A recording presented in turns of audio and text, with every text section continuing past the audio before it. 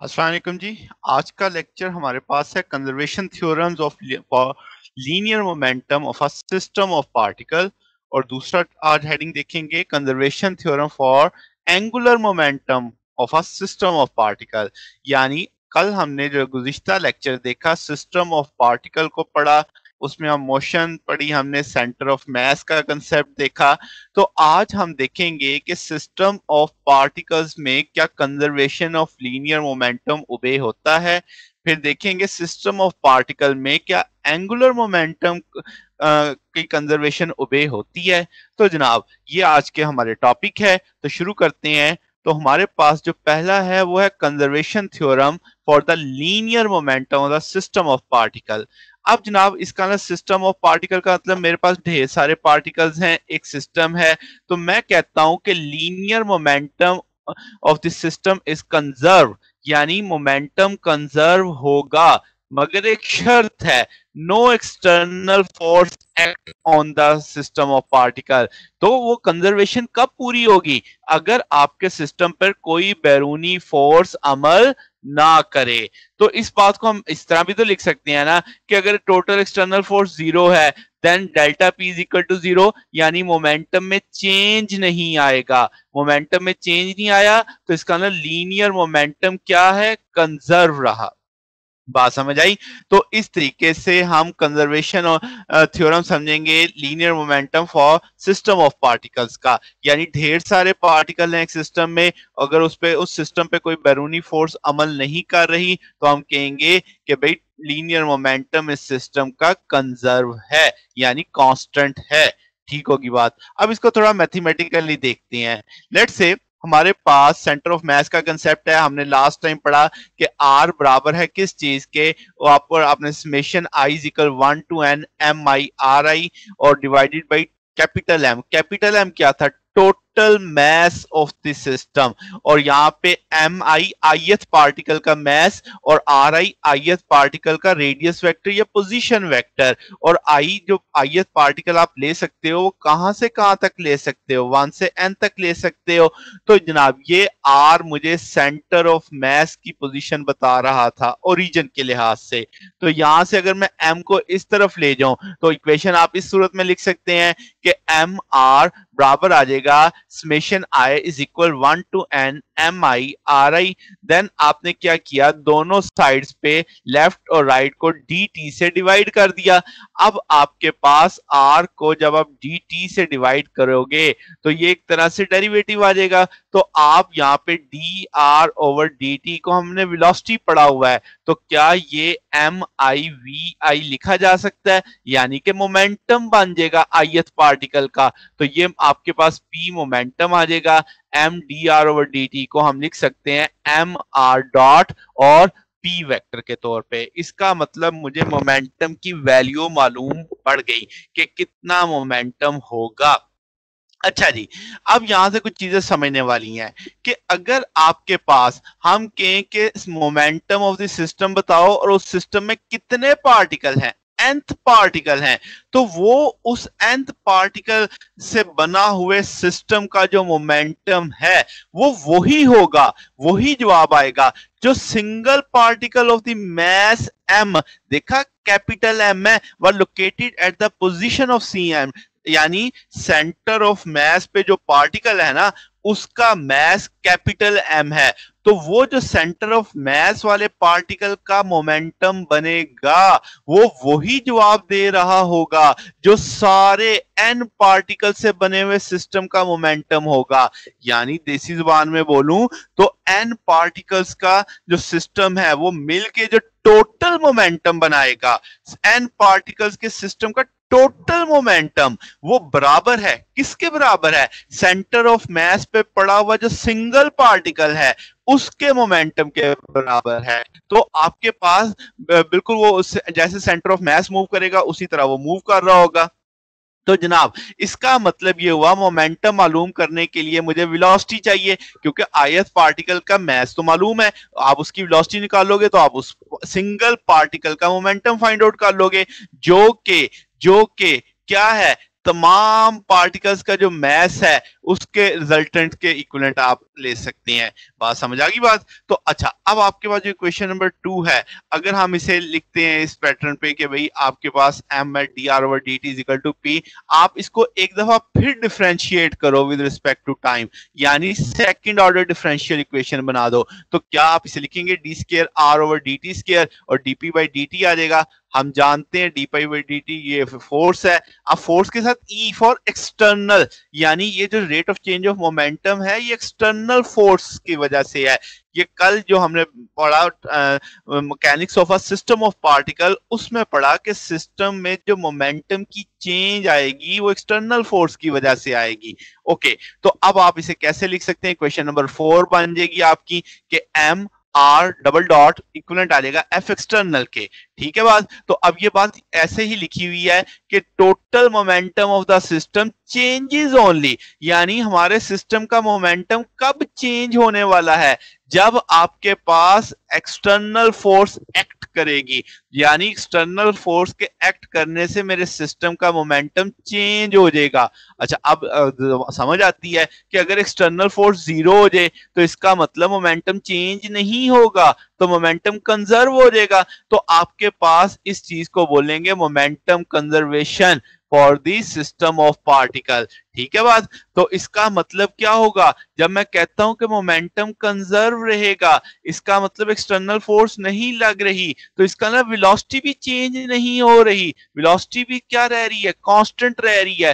तो कल आपको बताया था कि जब सिस्टम में ढेर सारे पार्टिकल होते हैं तो हमने सबको इंडिविजुअली नहीं देखना, हम सिर्फ वो सेंटर ऑफ मास पे पड़े हुए पार्टिकल को देखेंगे। तो यही बात समझाई जा रही है कि velocity of centre of mass of a close system. Close system से क्या मुराद लेनी है? जिसपे कोई एक्सटर्नल फोर्स अमल ना करे। एक ऐसा सिस्टम जिसपे कोई एक्सटर्नल फोर्स अमल नहीं करती, उसको हम क्या नाम देते हैं? क्लोज सिस्टम का नाम देते हैं। अच्छा, तो आपके पास सेंटर ऑफ मास की जो वेलोसिटी है वो क्या रहने वाली है? कांस्टेंट। जब वेलोसिटी कांस्टेंट, मास कांस्टेंट, तो इसका मतलब मोमेंटम कांस्टेंट हो गया, तो हम इसे इनर्शियल फ्रेम मान लेंगे। हमने इनर्शियल फ्रेम और नॉन इनर्शियल फ्रेम में देखा था कि आपके पास जब एक्सेलरेशन 0 होता है, न्यूटन का फर्स्ट लॉ होल्ड कर रहा होता है, तो हमने उसे इनर्शियल फ्रेम का हवाला दिया था। ठीक होगी बात? तो ये अब हमारे पास एक तरह से हमने देखा कि सिस्टम ऑफ पार्टिकल में लीनियर मोमेंटम क्या रहता है? कंजर्व रहता है। कब कंजर्व होगा? अगर एक्सटर्नल फोर्स क्या होगी? 0। ठीक है, और इसका मतलब आपके पास जो सेंटर ऑफ मास पे पार्टिकल है उसकी वेलोसिटी क्या हो जाएगी? कांस्टेंट हो जाएगी। ठीक है बात? तो सेंटर ऑफ मास जो आपके पास कैसा फ्रेम बन जाएगा? इनर्शियल फ्रेम बन जाएगा। ठीक है बात? अच्छा जी, अब आप सेकंड हेडिंग पे चलते हैं कि आपके पास कंजर्वेशन थ्योरम है किसका? Angular momentum of system of particle. अब उसी सोच पे जैसे हमने लीनियर मोमेंटम पढ़ा, तो हम एंगुलर मोमेंटम पढ़ेंगे कि angular momentum of this system क्या रहेगा? कंजर्व। तो कब? अगर कोई एक्सटर्नल टॉर्क एक्ट ना करे मेरे सिस्टम ऑफ पार्टिकल पे, यानी अगर मेरे सिस्टम जिसमें ढेर सारे पार्टिकल हैं उसका टोटल एंगुलर मोमेंटम हमेशा कांस्टेंट रहेगा। कब? अगर कोई बैरूनी टॉर्क अमल नहीं करता, यानी कि no external torque act on a system, वो अनबैलेंस्ड होना यानी होगा। तो इसका मतलब अगर 2 टार्क, 3 टार्क, 4 टार्क मेरे सिस्टम पे लग रहे हैं और वो चारों एक दूसरे के इफेक्ट को काउंटर कर रहे हैं, तो नेट टॉर्क तो 0 हो गया। तो नेट टॉर्क 0 हो गया तो एंगुलर मोमेंटम सिस्टम का क्या हो जाएगा? कंजर्व, यानी कांस्टेंट रहेगा। तो बात समझनी है आपने। मैं आपको एक मिसाल से समझाता हूं। जैसे आपके पास हमारी जमीन और सूरज का एक सिस्टम है। क्या आप सोचो, हमारी जमीन एक ऑर्बिट में मूव कर रही है, क्यों मूव कर रही है? सूरज उस पे क्या लगा रहा है? टॉर्क लगा रहा है, जिसकी वजह से वो एक सिस्टम बन गया। अब इस सिस्टम में सन है और अर्थ है। ठीक होगी बात? अब मैं एक और सूरज, अगर एक और सूरज लेके रख दूं बाहर वाली साइड पे, जमीन जितनी जमीन से दूरी पे ये वाला सूरज है, इतनी ही दूरी पे एक दूसरा सूरज ले आऊं, तो वो सूरज भी मेरी जमीन पे एक टॉर्क लगाएगा। इसका मतलब मेरी जमीन पे एक एक्सटर्नल टॉर्क एक्ट कर रहा है। तो ऐसी सूरत में मेरी जमीन का एंगुलर मोमेंटम कंजर्व नहीं होगा, जबकि एंगुलर मोमेंटम कंजर्व होने के लिए जरूरी है कि नेट एक्सटर्नल टॉर्क उस पे कोई ना लगे, यानी नेट एक्सटर्नल टॉर्क 0 होना चाहिए। बात समझ आ गई? इस बात को यूं ही लिख देते हैं कि अगर नेट टोटल टॉर्क 0 है तो इसका मतलब एंगुलर मोमेंटम में कोई बदलाव नहीं आएगा, कोई चेंज नहीं आएगी। इसका मतलब एंगुलर मोमेंटम क्या होगा? कंजर्व होगा, कांस्टेंट होगा। तो बात समझ आई आपको? अब हम इसको लेके चलते हैं, हम देखते हैं कि चूंकि अब ये रोटेशन के साथ लिंक कर जाता है, तो हम सिस्टम ऑफ पार्टिकल्स की कौन सी प्रॉपर्टीज देखेंगे? रोटेशनल प्रॉपर्टीज को स्टडी करेंगे कि भाई अब एंगुलर मोमेंटम का टूल हमारे पास है Li is equal to r i cross p i. हम ith पार्टिकल को स्टडी कर रहे हैं। तो अब अगर मैं पूरे सिस्टम की बात करूं, resultant angular momentum of the system की बात करूं, तो वो कैसे पता चलेगा? कि जब मैं वेक्टर सम करूंगा तमाम इंडिविजुअल पार्टिकल्स के एंगुलर मोमेंटम का, यानी अगर मेरे सिस्टम में 30 पार्टिकल हैं, 30 पार्टिकल्स हैं, तो मैं 30 एंगुलर मोमेंटम निकालूंगा, उन सबका वेक्टर सम करूंगा। वो जो वेक्टर सम आएगा वो मेरे पास रिजल्टेंट एंगुलर मोमेंटम होगा किसका? सिस्टम का। बात समझ आ गई? इसका मतलब अब मुझे अगर ये तरीकाकार मैं अख्तियार करता हूं तो मुझे सब इंडिविजुअल पार्टिकल्स का एंगुलर मोमेंटम निकालना पड़ेगा, उनका वेक्टर सम करना पड़ेगा, ताकि मुझे नेट रिजल्टेंट एंगुलर मोमेंटम का पता लग सके। तो इस बात को जरा यूं लेके चलते हैं। तो आप देखो, मैंने टोटल एंगुलर मोमेंटम कैसे लिखा? Summation i is equal 1 to n r i cross p आई। क्या मतलब? मेरे पास n पार्टिकल थे, मैंने n पार्टिकल का एंगुलर मोमेंटम जमा कर दिया। समेशन का मतलब मैंने सम अप कर दिया।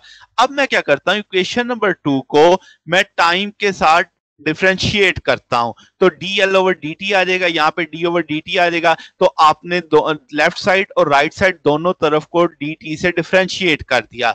अब जरा आप देखो, ये dt इसके साथ भी डिफरेंशिएट होगा, ये dt इस pi के साथ भी डिफरेंशिएट होगा, प्रोडक्ट रूल लगेगा। तो फर्स्ट आपने ri फर्स्ट आपका फैक्टर है उसको डिफरेंशिएट कर दिया, सेकंड फैक्टर वैसे ही आ गया, प्लस फर्स्ट फैक्टर वैसे ही आ गया, सेकंड फैक्टर को डिफरेंशिएट कर दिया।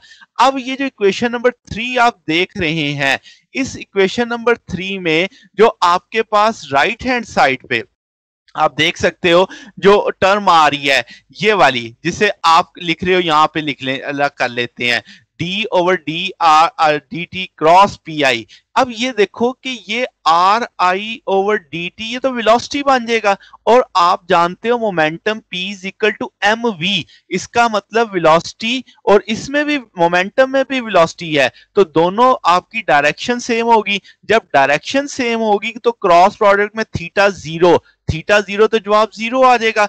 इसका मतलब ये हुआ कि आपकी ये वाली टर्म तो खत्म हो जाएगी, 0 हो जाएगी। तो बाकी क्या बचा? इक्वेशन नंबर 4 क्या बनेगी अब? तो आपके 3 को हमने थोड़ा रिड्यूस कर दिया, तो dl ओवर dt आ जाएगा, summation i are i cross dp over dt आ जाएगा। अब हमने कल पढ़ा कि टोटल फोर्स जो सिस्टम पे एक्ट करती है उसमें एक्सटर्नल फोर्स भी आती है, उसमें इंटरनल फोर्स भी होती है। तो आपके पास टोटल फोर्स कैसी आएगी? dpi over dt। ये इक्वेशन नंबर 4 का जो फैक्टर है, इसको हम dpi ओवर dt को अब रिप्लेस कर सकते हैं इससे। ये जो फर्स्ट फैक्टर लिखा हुआ है summation j is equal to F j i, ये j क्या था?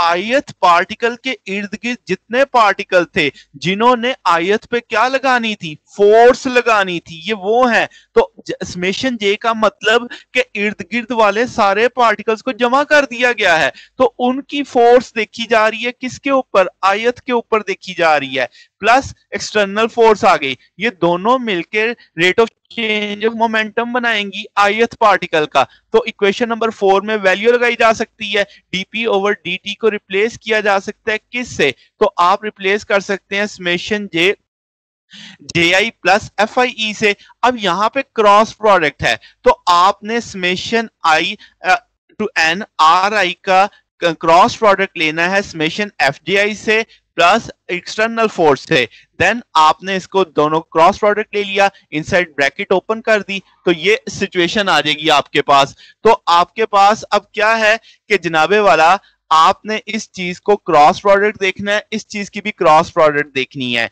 तो जनाब अब आपने इन दोनों को देखा, अलग अलग आपने देखा। अब यहां पे जरा समझने वाली बात है, आई बराबर है नॉट बराबर नहीं है जे के, यानी आई खुद पे फोर्स नहीं लगा रहा।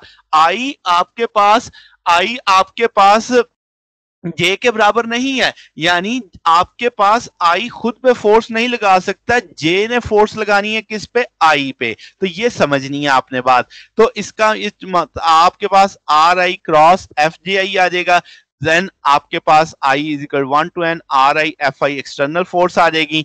तो जनाबे वाला अब आपके पास इस इक्वेशन में जो फर्स्ट टर्म जिसे मैंने अभी डिस्कस कर रहा था कि आई बराबर नहीं है जे के, इसको हम देखेंगे एक्शन और रिएक्शन के लिहाज से, क्योंकि आई अगर जे पार्टिकल ने आई पे फोर्स लगाई है तो आई ने रिएक्शन भी तो दिया होगा। तो एक्शन और रिएक्शन के पेयर के लिहाज से अगर मैं सोचूं तो आप उस चीज को यूं समझ सकते हैं कि r i F j i plus आ जाएगा आर जे एफ आई जे के तौर पे आ जाएगा। तो जनाबे वाला आप इस फैक्टर को समझ सकते हैं इस तस्वीर की मदद से। तो आप देखें जरा कि जब आपके पास एम आई और एम जे दिख रहे थे तो ये दोनों एक दूसरे पे एक्शन और रिएक्शन करेंगे, तो आप यहां पे are I minus R J को लिख सकते हैं आर आई जे के तौर पे। तो अब आप जरा समझें इस बात को कि जनाबे वाला are I minus R J, यहां से आपने एफ जे आई और एफ आई जे को कॉमन ले लिया क्योंकि आपके पास मैग्नीट्यूड वाइज तो वो सेम थे। तो आप ये जो वेक्टर देख रहे हैं are I minus R J, तो वो आपने इस फिग के तौर पे देखा है कि ये पोजीशन वेक्टर आपका आर जे बनना है, ये पोजीशन वेक्टर आर आई बनना है। अगर आप हेड टू टेल रूल लगाते तो आर आई और आपके पास आर आई जे बराबर आता आर जे के, एनी वो आपके पास इस तरीके से आर आई माइनस आर जे बन चुका है। ठीक है जनाब, तो आपने इसमें पेयर और फॉर्म की सूरत में इसे कंसीडर किया है। जैसे आप इस तस्वीर में देख रहे हैं आर आई और आर जे आपको दिख रहे हैं, इसमें जरा नहीं दिखाएंगे, तो आर आई जे अब आपको समझ आ रहा है इस जगह से कैसे आपने निकाला है। तो जनाब अब आपके पास यहां से आपने कहा कि जनाब बिल्कुल इसे आर आई जे का नाम दिया जा सकता है जो जे से कहां तक है, आई तक है। ठीक है बात जनाब, तो आपके पास इस जगह पे हमने are I minus R J को आर आई जे के तौर पे लिख दिया है। तो जनाब अब आपके पास इक्वेशन नंबर ये शक्ल 6 बन चुकी है।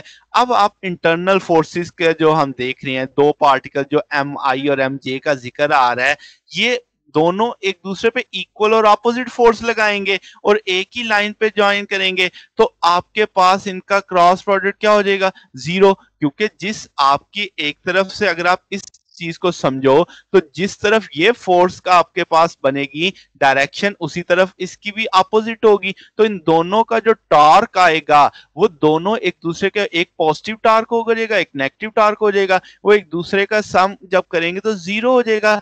तो यही चीज यहां पे कही जा रही है कि उनका क्रॉस प्रोडक्ट क्या हो जाएगा, वेनिश्ड हो जाएगा। तो इसका मतलब इक्वेशन नंबर 6 किस तौर पे आप ले सकते हैं, इक्वेशन नंबर 6 में आपका ये फैक्टर अब खत्म होने वाला है क्योंकि सम ऑफ टॉर्क आपका जीरो हो जाएगा इस जगह पे।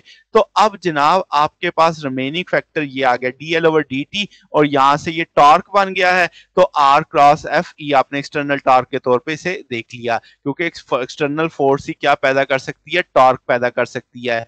अब आप खुद सोचो कि एक पंखा है, पंखा घूमता है, अगर आप पंखे पे बाहर से पंखे के पर पे धिक्का मारेंगे तो पंखे का पर घूमेगा। क्या पंखे के अपने पार्टिकल, इंटरनल पार्टिकल कोई टॉर्क पैदा कर सकते हैं?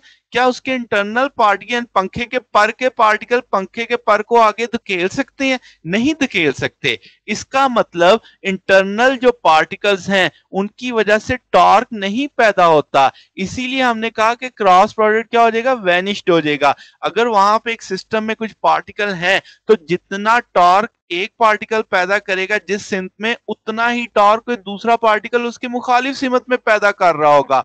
तो नेट टॉर्क जीरो हो जाएगा आपके पास इंटरनल फोर्सेस का। तो टॉर्क किसकी वजह से पैदा होगा? एक्सटर्नल फोर्स की वजह से। तो आप देखो एन के साथ ई लिख दिया है, तो आप क्या कहोगे कि भाई rate of change of angular momentum equivalent है किसके? Movement of external torque about the given point. तो अब आपके पास टॉर्क को मूवमेंट भी कहते हैं, आप सब जानते हैं, तो इसे मैं मूवमेंट ऑफ एक्सटर्नल फोर्स बोल रहा हूं।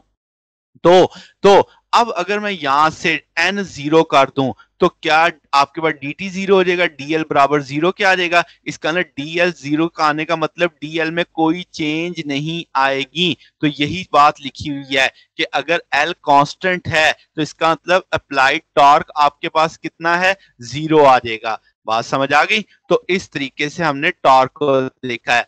अब ये जो आपने कंजर्वेशन ऑफ एंगुलर मोमेंटम देखा अभी तक, इसमें कहीं पे भी सेंटर ऑफ मास का रोल हमने नहीं देखा।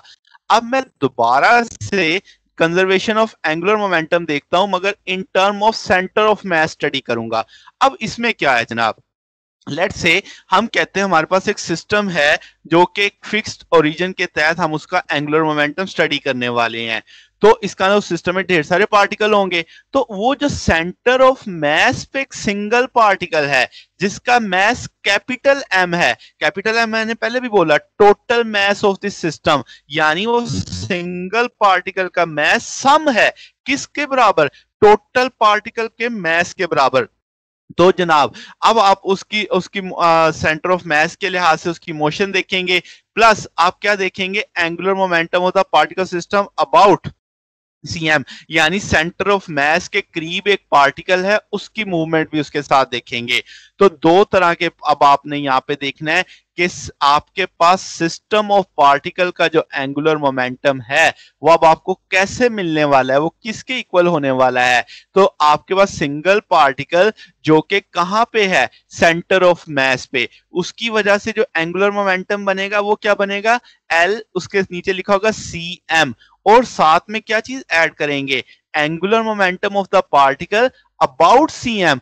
तो एक पार्टिकल जो सेंटर ऑफ मास के गिर्द आपके पास एंगुलर मोमेंटम बना रहा होगा। चलें समझते हैं इस बात को। तो आपके पास एल आई बराबर है किसके? आर आई क्रॉस पी आई के। तो आपने ये बात पहले भी पढ़ी कि resultant of angular momentum of system, यानी एक सिस्टम का जो टोटल एंगुलर मोमेंटम है वो किसके होगा? Vector sum of the individual के। तो अब आप इस चीज को कैसे ले रहे हो? एल बराबर आ जाएगा summation I n l i. इसका मतलब मैंने सिस्टम के जितने एंगुलर मोमेंटम थे सारे जमा कर दिए। अब जनाब हम सारे जानते हैं are i cross p I angular momentum होता है, तो इसके साथ समेशन लगी हुई है। फिर हम पी को भी जानते हैं, m i d r over D t होता है। तो जनाब अब ये जो फिग आप देख सकते हैं इसमें आपको आर आई भी दिख रहा है, अब आपको आर आई डैश भी दिख रहा है, capital R centre of mass की पोजीशन दिख रही है। तो जनाब डी आर ओवर डी, अब इस देख सकते हैं इस फिग से कि आर आई कैसे हासिल होगा? आर वेक्टर प्लस आर आई प्राइम वेक्टर, इन दोनों को जमा करेंगे तो ये चीज बराबर आ जाएगी आर आई के। तो वो मैंने इक्वेशन यहाँ पे लिख दी। अब ये आर आई की वैल्यू क्या इक्वेशन 8 में लगाई जा सकती है? इस जगह पे भी लग जाएगी और इस जगह पे भी लग जाएगी, दो जगहों पे आपने आर आई की वैल्यू प्लेस कर देनी है। तो इक्वेशन 8 क्या बन जाएगी? तो इक्वेशन 8 आपके पास आ जाएगी एल एंगुलर मोमेंटम बराबर आ जाएगा, आर आई की वैल्यू लग गई आर आई प्राइम प्लस आर, क्रॉस आ जाएगा एम आई, और डी आर आई की वैल्यू लग गई आर आई प्राइम प्लस आर वेक्टर के। तो जनाब अब यहां पे क्रॉस प्रोडक्ट है, तो अब आपने क्या करना है जनाबे वाला? अब आप इसमें से जो कांस्टेंट फैक्टर है लेट्स से एम आई, तो मैं उसे बाहर ले लेता हूं। याद है मैंने कहा था कि जब मैं सेंटर ऑफ मास देखता हूं, जब मैं सिस्टम ऑफ पार्टिकल देखता हूं, मैं अज्यूम करता हूं कि तमाम इंडिविजुअल पार्टिकल्स का मास कांस्टेंट है, तो मैंने उसको बाहर ले लिया यहां से। अब आपके पास r प्लस आर आई है, क्रॉस है D r over D T, इस फैक्टर को ओपन कर दिया है, ये फैक्टर दोनों के साथ अलग अलग डिफरेंशिएट ले लेगा। तो जनाब अब आपने इस आर वेक्टर को जब ब्रैकेट ओपन करनी है इन दोनों फैक्टर से मल्टीप्लाई करना है। देखो जरा, आर पहले जरब खाएगा इस वाले फैक्टर से, तो r cross D r over D t आ जाएगा, फिर आर जरब खाएगा इस वाले फैक्टर से d are I prime over D t, तो उसके साथ मल्टीप्लाई कर गया। तो आर ने अपनी दोनों मल्टीप्लीकेशंस पूरी कर ली, अब आर आई ने इन दोनों के साथ मल्टीप्लाई करना है, तो आर आई आ जाएगा, तो cross D r vector over D t आ जाएगा, इधर से आर आई वेक्टर फिर d are i over D t आ जाएगा।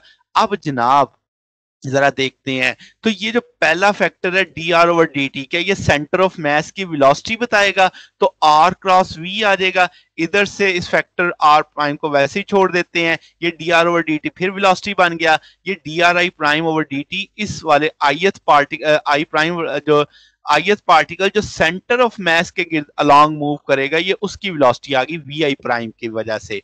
ठीक है बात, तो आपके पास जो, तो जनाब अब अगर आप समेशन एम आई को अंदर जरब दे देते हैं तो समेशन एम आई इन चारों फैक्टर से जाके जरब खा जाएगा, वो पहले फैक्टर से भी जरब खाएगा, तो समेशन एम आई आर क्रॉस वी वेक्टर आ जाएगा, summation M I R cross D R I prime over D T plus summation M I R I prime cross V plus summation M I R I prime cross V I prime के साथ multiply कर जाएगा। अब जनाब जब ये inside हम multiply करते हैं तो यहाँ पे ये जो फैक्टर बनता है सेकंड नंबर पे, आप देखो कि एम आई इधर आर आपका क्या है, रेडियस वेक्टर है फ्रॉम ओरिजिन, तो m I v v is the velocity of centre of mass. Then आपके पास अगर आप इधर मल्टीप्लाई करते हो m I R I prime के साथ मल्टीप्लाई कर जाता है, इधर भी आर आई प्राइम के साथ, तो यहाँ पे आपके पास M I V I prime बन जाता है। अब ये जो फैक्टर बना, इसमें ये जो सेकंड और थर्ड टर्म है ये आपके पास क्या है? अब आपने देखा कि आपने ये जो पॉइंट्स देखे आर आई प्राइम, अगर आप इस तस्वीर में देखें आर आई प्राइम, आपने कहां से इसको देखा? सेंटर ऑफ मास से, यानी आप एक पोजीशन वेक्टर बना रहे हो कहां से? सेंटर ऑफ मास से। तो जनाब आपने क्या कहा कि अगर आप ओरिजिन ही सेंटर ऑफ मास को ले लेते हैं तो ये डिस्टेंस तो आपका जीरो हो जाएगा, यानी कि आपने जो पॉइंट आपने सेंटर ऑफ मास था उसी पॉइंट का पोजीशन वेक्टर पूछ रहे हैं। तो देखो जो पॉइंट ओरिजिन है उसी पॉइंट का पोजीशन वेक्टर, तो क्या वो जीरो ना हो जाता आपके पास? तो इस जगह m I R I prime, m I R I prime आपके पास क्या है कि आपने जिस जगह का पोजीशन वेक्टर बता रहे हैं, जिस जगह की पोजीशन डिस्टेंस बता रहे हैं वो ओरिजिन ही है, तो वो नल वेक्टर बन जाता। तो इसका मतलब ये दो टर्म आपकी जो सेकंड और थर्ड टर्म है ये गायब हो जाती। तो अब आपके पास बकिया क्या बच गया? अब आपके पास आ गया summation I is equal 1 to n r cross M I V I, और आपके पास summation I N R I prime cross M I V I prime के तौर पे। अब ये आर पोजीशन वेक्टर था सेंटर ऑफ मास का, वी वेलोसिटी थी सेंटर ऑफ मास की, तो वी आई प्राइम और आर आई प्राइम आपका वो पॉइंट था जो आपने सेंटर ऑफ मास से लिया।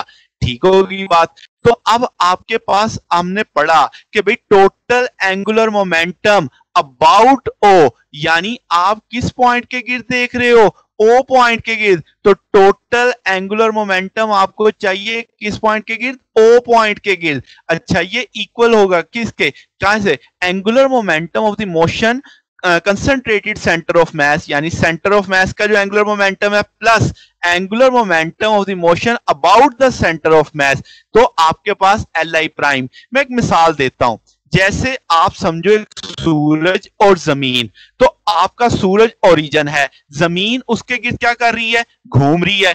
तो अब आप ओरिजिन से जमीन तक का जो एंगुलर मोमेंटम है, तो आपने जमीन के आपने आर पोजीशन वेक्टर जो लिया सेंटर ऑफ मास का लिया, जमीन का जो सेंटर ऑफ मास है, तो इसका मतलब ये हुआ कि अब आपके पास जमीन का जो सेंटर ऑफ मास है वहां से सूरज तक एक पोजीशन वेक्टर है, that is R, position vector, capital R position vector. ठीक होगी बात।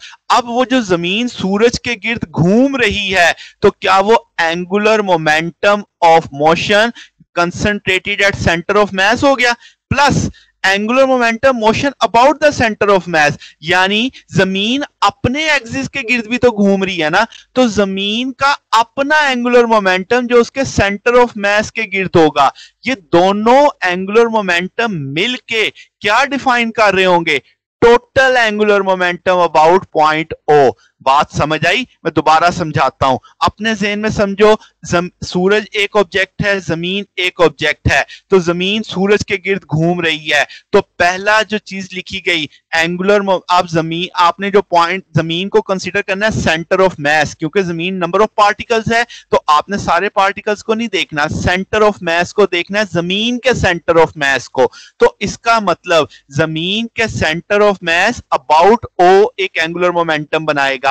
तो angular momentum of motion concentrated at the centre of mass about O, ठीक है, plus angular momentum of motion, जमीन की अपना जो स्पिन मोशन है वो उसकी किसके गिर्द हम देखेंगे, सेंटर ऑफ मास के गिर्द देखेंगे। तो ये दो टर्म अब आपके पास ये शो कर रही हैं। तो अगर मैं कहूं LCM एंगुलर मोमेंटम कौन सा होगा, ये जमीन का लेट से एंगुलर मोमेंटम होगा जो सूरज के गिर्द है, ठीक है। एल प्राइम एंगुलर मोमेंटम कौन सा होगा, जो जमीन का अपने एक्सिस, अपने सेंटर ऑफ मास के गिर्द जो जमीन स्पिन कर रही है। तो ऑर्बिटल एंगुलर मोमेंटम और स्पिन एंगुलर मोमेंटम का कंसेप्ट आ जाता है। ठीक होगी बात। अब लेट से जो इसका एल जो एंगुलर मोमेंटम है, मैंने किसके गिर्द देखा है, ओ के गिर्द देखा है। अब अगर मैं इसे ओ के गिर्द देख रहा हूं, तो अब अगर हम कहें, अगर centre of mass at rest with respect to origin, यानी ये जो सेंटर ऑफ मास है ये ओ के लिहाज से रेस्ट की कंडीशन पे आ जाता है, तो क्या होने वाला है, तो इसका मतलब ये होगा कि आप ये ओरिजिन चाहे इधर ले लो, इधर ले लो, इधर, उसके लिहाज से तो वो रेस्ट पे रहेगा। यानी आप ओरिजिन की पोजीशन चेंज कर दो, इसकी वैल्यू तो उसके लिहाज से चेंज नहीं होगी। तो इसका मतलब ये होगा LCM आपके पास ये फैक्टर खत्म हो जाएगा। इसकी वजह से टॉर्क आपका चेंज, टॉर्क तो टर्निंग फैक्ट है, वो आएगा ही नहीं। तो इसका मतलब ऑर्बिटल मोशन खत्म हो जाएगी। तो तब आपका जो एंगुलर मोमेंटम है वो Li प्राइम वाला रह जाएगा, यानी ये फैक्टर बाकी बचेगा, ये फैक्टर खत्म हो जाएगा। क्योंकि एट रेस्ट इसका मतलब ये है कि वेलोसिटी जीरो हो गई। जब आपकी वेलोसिटी जीरो हो गई तो ये फैक्टर तो खत्म हो जाएगा, यानी आपका एंगुलर मोमेंटम सेंटर ऑफ मास वाला फैक्टर खत्म हो जाएगा, सिर्फ ये फैक्टर बाकी बचेगा L प्राइम। तो इसका मतलब ये हो जाएगा L आपका रिड्यूस हो जाएगा किस तक, L प्राइम तक। तो जनाब आज के लिए बस इतना ही, बाकी इंशाल्लाह फिर कल देखेंगे। ओके जी, अल्लाह हाफिज।